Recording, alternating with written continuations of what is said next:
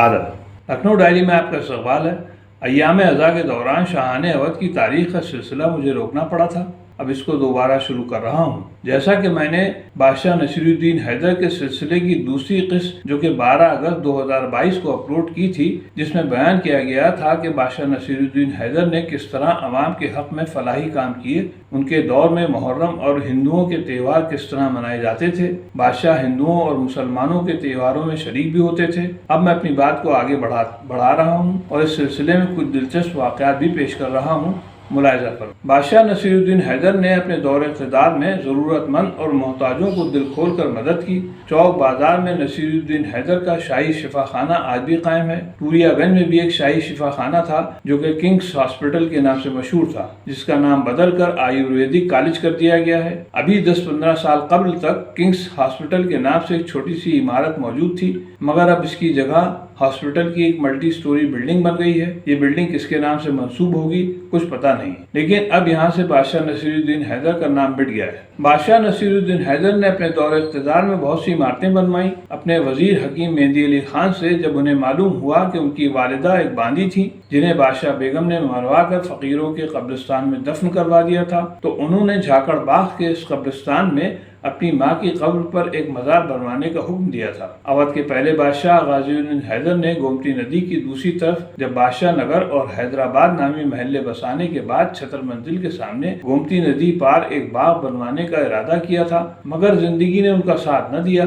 तो उनके बाद उनके बेटे नसीरुद्दीन हैदर ने राजा बख्तावर सिंह की निगरानी में 10 लाख रुपए खर्च करके बादशाह बाग बनवाया। इसी बादशाह बाग की कोठी में नसीरुद्दीन हैदर की चहीती बीवी कुस्सिया महल ने खुदकुशी कर ली थी, जिसका मुख्तसर हाल बयान करता चलूं। दरअसल कुस्सिया बेगम का नाम बिस्मिल्लाह खानम था। उनके पहले शौहर से उनकी तलाक हो चुकी थी। बिस्मिल्लाह खानम ने बादशाह बेगम की मुलाजमत इख्तियार कर ली थी। कुछ दिन बाद उन्हें बादशाह नसीरुद्दीन हैदर की दूसरी बीवी ताजमहल की कनीज बना दिया गया था। एक दिन जब उनके हुस्न पर बादशाह की नजर पड़ी तो उस पर आशिक हो गए और उनसे निकाह करके उन्हें कुस्सिया महल का खिताब दिया। कुस्सिया महल जब हामला हुई तो बादशाह बेगम ने अपनी खादिमाओं के जरिए जादू टोना करवा कर कुस्सिया महल का हमल गिरवा दिया। इस काम में बादशाह बेगम की एक खादिमा का जब नाम आया तो बादशाह नसीरुद्दीन हैदर ने इस खादिमा का सरतन से जुदा करवा दिया। इसके बाद बादशाह कुस्सिया महल को अपने साथ कोठी दिलकुशा में ले गए। जब दूसरी बार हामला हुई तो बादशाह बेगम ने कुस्सिया महल पर बादशाह से बेवफाई और बदचलनी का इल्जाम लगाकर उनको बदनाम कर दिया। इस साजिश का नतीजा ये निकला कि बादशाह नसीरुद्दीन हैदर कुस्सिया महल से बदजन हो गए। शौहर की नाराजगी दूर करने के लिए कुस्सिया महल ने बादशाह को सफाई देने की बहुत कोशिश की, मगर बादशाह ने उनसे ये कहा कि अब हमारे तुम्हारे बीच कोई सरोकार नहीं। बादशाह की बेरुखी को कुस्सिया बेगम बर्दाश्त न कर सकी और कोठी दिलकुशा छोड़कर दरिया पार बादशाह बाग की कोठी में चली गईं। इस वाक़े के बाद कुस्सिया बेगम के सर पर मौत मंडाने लगी थी। उन्होंने जहर की पुड़िया मंगवा कर अपने साथ रख ली। इसके बाद उन्होंने बादशाह को मुलाकात के लिए बुलवाया।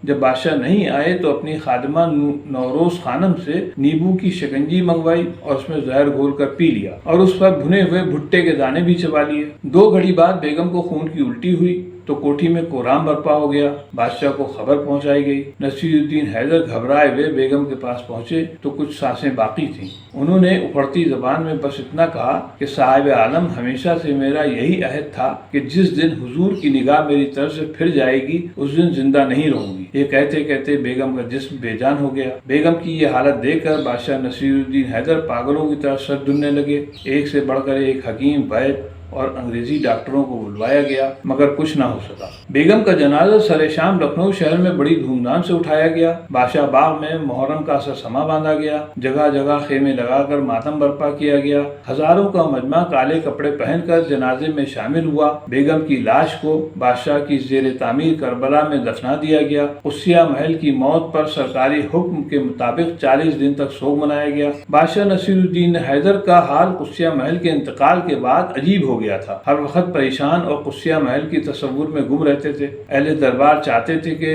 काश कोई हमशक्ल उसकी मिल जाए तो मुमकिन है कि बादशाह को कुछ सुकून मिले। मुसन्निफ कैसरुत तवारीख अपनी किताब में लिखते हैं कि कुस्सिया महल की एक छोटी बहन थी जो कि नवाब दूल्हा साहब की जोरू थी। بہت سے لوگوں نے کوشش کی کہ دولہا صاحب سے مفارقت ہو جائے مگر اس میں کامیابی نہ ملی، یہاں تک کہ دولہا صاحب کو شہر نکالا ہو گیا اور میاں گنج بھجوا دیا گیا۔ فتح الدولہ محمد رضا برق ان کو سمجھانے بجھانے اور ان کی حفاظت کے لیے ساتھ ہو لیے مگر وہ بھی کچھ حاصل نہ کر سکے۔ کئی ماہ بعد جناب میر سید علی صاحب مجتہد الاصل کے سگے بھائی نواب کی طرف سے سمجھانے بجھانے میاں گنج تشریف لے گئے۔ بہزار جد و جہد اجتہادی نواب دولہا صاحب سے خلا دلوایا، اس کے بعد عدت گزار کر بادشاہ سے شادی کروا دی گئی۔ جس طرح قدسیہ محل کی موت زہر سے ہوئی اسی طرح بادشاہ نصیر الدین حیدر کو بھی زہر دغا سے مار دیا گیا، جس کا مختصر حال پیش خدمت ہے۔ بادشاہ کی طرف سے عوامی فلاحی کاموں کی وجہ سے عوام بادشاہ نصیر الدین حیدر کا دم بھرنے لگی تو انگریزوں نے اندازہ لگا لیا تھا کہ